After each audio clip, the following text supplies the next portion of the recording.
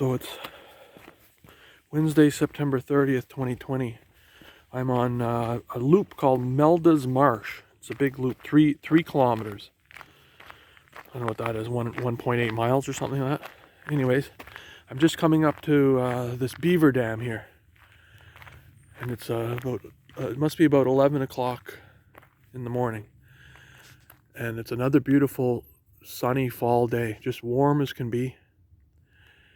It's just incredibly beautiful here. It's peaceful, quiet. There's a nice little bench they have here to look out over here. A nice little bench to sit down, enjoy yourself.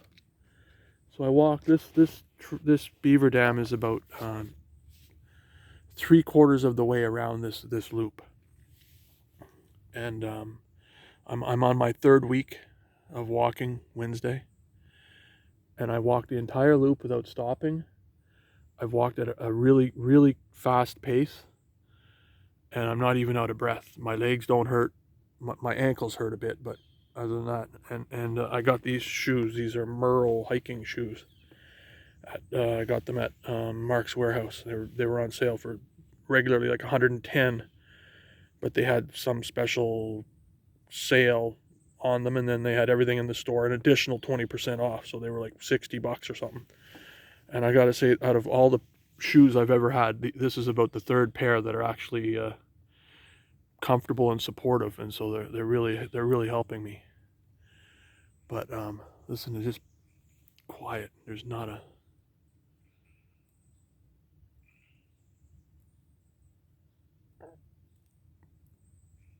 I see the I'll take another picture, but every time I come past here, I take a picture of the of this exact location to sort of for fun, to watch the level of the water.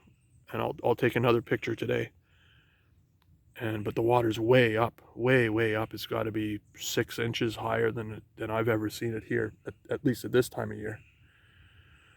But yeah, these beavers are the whole reason why we're here in North America. Anyways, it was the fur trade that first really brought the settlers, and they had these French guys called coureurs de bois, and it means couriers of the water, or courier of the woods. Sorry, coureur de bois, courier of the woods, and they were mostly French people from France back in the 1700s, and they were the original fur traders, because beaver pelts were really huge in Europe. Everyone loved beaver hats, and everything was beaver.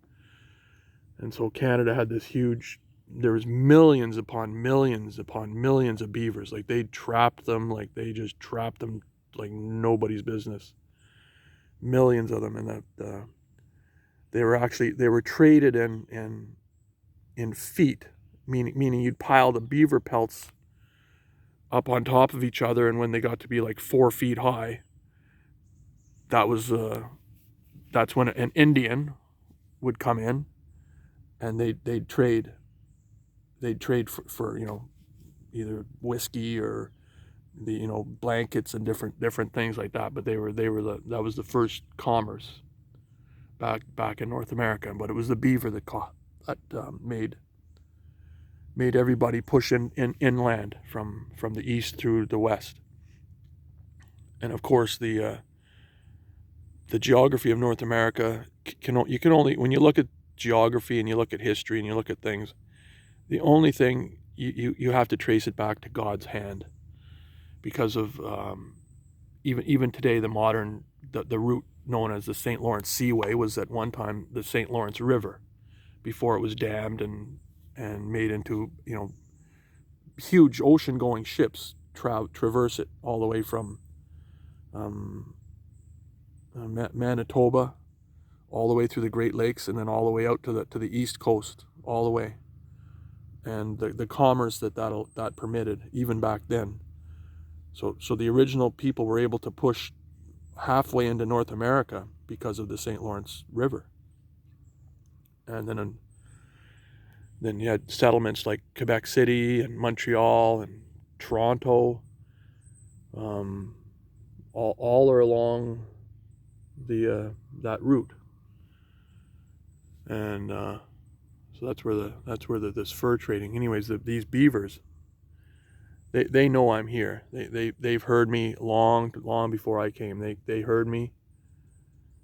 And a beaver has a tail that's about, it's kind of like a hand, about the size of a hand, a little bit longer, and it's black, just like a tongue. It looks like a tongue on a person. And they float around, and they just have their little head poking up along the water, and you can see them. And as soon as they sense danger, or they sense something they don't like, they slap the water with their tail, and it's like slapping. It makes a big slapping noise, and that's a signal to the other beavers that there's something to be wary of. And they usually dive under the water. The water is their safe place, because they can hold their breath for, I think it's 30 minutes, something like, you just can't believe it. And they spend much of their life underwater. And one of the reasons their pelts were so desirable was that they're water repellent. And so in the rain, they're great. Before they had rubber jackets and stuff, the beaver pelts were wonderful. Really warm in winter, water repellent, easy to make into different clothing, to hats, different coats. And the front teeth of a beaver never stop growing. So in their entire life, they have to spend every day chewing sticks and chewing trees. So if you come to different places and you see where beavers have chewed, and there's trees all just falling down all over the place, and you can tell by the way the beaver chews them, that they do that because their teeth never stop growing. And if they don't keep chewing, their teeth will literally grow right down into their lower jaw and upper jaw, and then they won't be able to eat, and then they die. And so they build I don't see it here, I don't know where it is here. They build themselves a beaver dam that blocks the water, and then it builds a big pond. And that's where the destruction comes, is because they dam up creeks, and then the water builds up and it overflows on roads, and it washes out train tracks, and can flood farm fields and cause lots of devastation. But they're all today, they're under control. Like this dam here has a special pipe, so it only allows the water to get to a certain level, and then it drains out. A special signal when a beaver hears running water, it goes into overdrive, because the sound of running water means that their dam is broken, and they need to fix it. And one time when I was a kid, me and another friend of mine went to this beaver dam, and we were 10, 11 years old, and we tore this beaver dam all apart.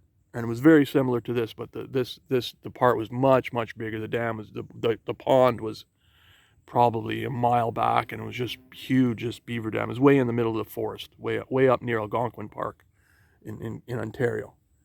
Huge dam. And so me and this friend of mine, we thought we wrecked it. We tore it all apart, and the water was flowing out of it. And by the time we were done, which was probably, we fooled around with that for about half an hour, the water had gone down. You could see on the trees where the water in this whole thing had gone down about 3 inches. You could see the marks on the trees that were in the...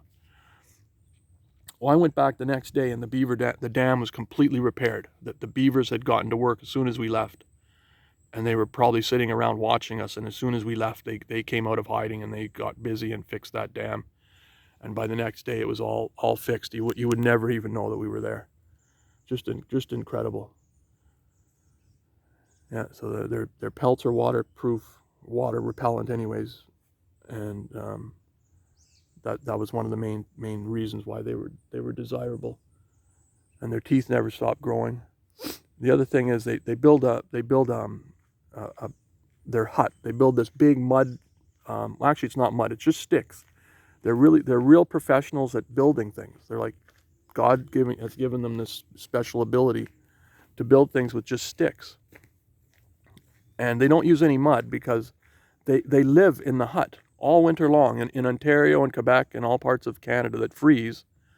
they live in this hut, and they live under the water all winter long, and the water's all frozen, the top's frozen, and they go in the hut. The hut breathes. They can breathe through the all the interwoven sticks. The way they make big sticks and small sticks and put them together. It's like a big hut. It's probably about 20 feet around, and looks like a big mound of it's about the size of what a dump truck would dump a pile of dirt, but it's just made out of sticks. There's no mud or nothing in it, so that they can breathe inside of that, and that's how they breathe. And then to eat all summer long, again because of their teeth growing all the time, they eat sticks. I'm not sure the type of stick, but they take sticks and they shove it into the mud all summer long, all around and underneath the water. They shove sticks, and they go out of their hut, and they get hungry, and they eat these sticks all winter long to keep their teeth from growing, and that the nourishment they eat that. And then and that's how they survive all winter long. And the other interesting thing about a beaver is they mate for life. A male beaver and a female beaver, they mate for life. They never wander away from their pond. They have their family, and it's pretty rare that they you can sort of see them. I've seen a documentary one time where they followed this beaver that had lost its mate. I don't know if it was, I think it was a male that lost its mate, and that you could visibly see the difference in its life. It was mourning. It was sad that it had lost its mate, but it's just an interesting thing. So anyways, there's some more people here out enjoying this time. But anyway, so I'm in Meldas Marsh. It's another beautiful day. The smoke is starting to come back in from the United States, from those fires. Must be global warming. That's the only thing I can think of is global warming. I mean, couldn't possibly be anyone lighting fires, pouring gasoline on, just couldn't be. Had to be global warming. I mean, I'm sure Donald Trump flew around in his own private plane and dropped fire bombs. It had to be him. So anyways, I'm going to end this, and anyways, a beautiful pond. Look at it, just incredibly beautiful here this time of day. You wouldn't believe it. Anyways, maybe I'll just take a little wander over here just to show you that. So right now the water's really low. Hello. The water's really low here. Hello. Look at this little guy. It's a she with one eye. It's a she. She with one eye. The poor little girl. Oh, she's not poor. She's well fed, I bet. She's 13 years old. Oh my goodness. Doing well. What happened to her eye? She got a tumor behind it. Oh no. Oh, okay. Well, she's still kicking. That's lots of sympathy. That's good to hear. Nice little menu. Look at this. So here they got this little walking thing here. But anyways, so there's a pipe under here, and they have this fence. See, there's a fence here so that the beaver can't plug this up. And then so the beaver hears the water running here, and it starts thinking, oh wow, there's water running, and I got to build a dam to keep it from. And then what they've done is they've built see, there's a little thing with this pipe, and then there's a little cage around it, so the beaver can't block it. And so when the water gets to a certain level, it just pours through here, and it never plugs up. And then over here, there's like another trail here. I don't know what's going on here. There's like a trail, and there's these sticks. I don't know if this is the beaver did this, or there's. Looks too much for. Oh, a tree fell down. I thought maybe a beaver knocked the tree down. Oh, there's a trail here. I should take a quick look down. I haven't been down this trail before. Anyways, we're in the forest here, and there's just real beautiful. And there's like this little creek. Dave's Creek. We're going to call this Dave's Creek. I don't know where this trail leads. I've never been down here. I don't think it's on any maps.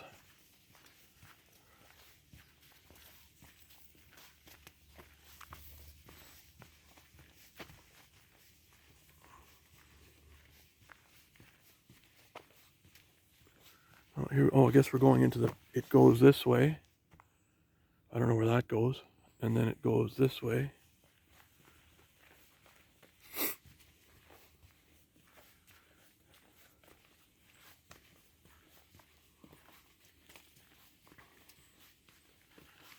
This is heading back towards the back of the pond. Maybe there's a, maybe we'll see the beaver hut. I can show you the beaver hut.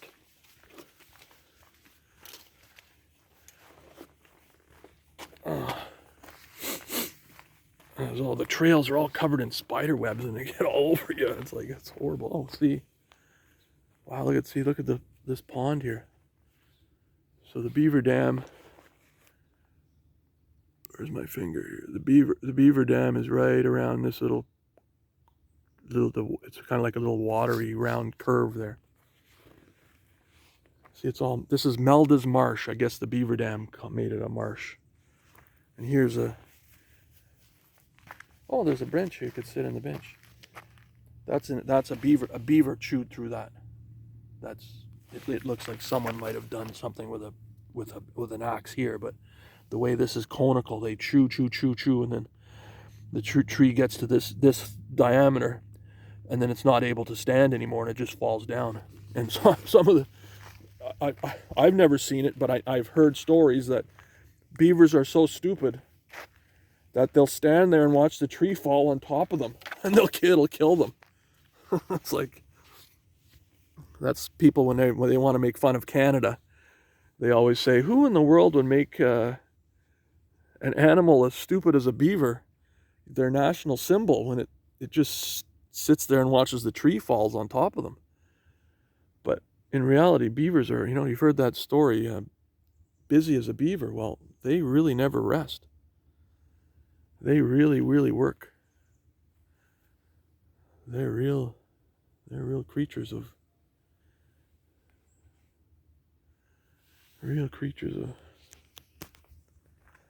anyways. So there's this real nice park bench. I'll sit down just for a minute. See, it's real sunny out here. Real sunny, man. It's beautiful. Man, it's just warm as can be. It's gotta be 70 degrees. Sunny. Hear the crows or something. Some crazy thing. Anyways, let's head back here. These trails. See, if you got on one of these trails, you could easily get lost. See, I know I'm heading down the wrong trail right now.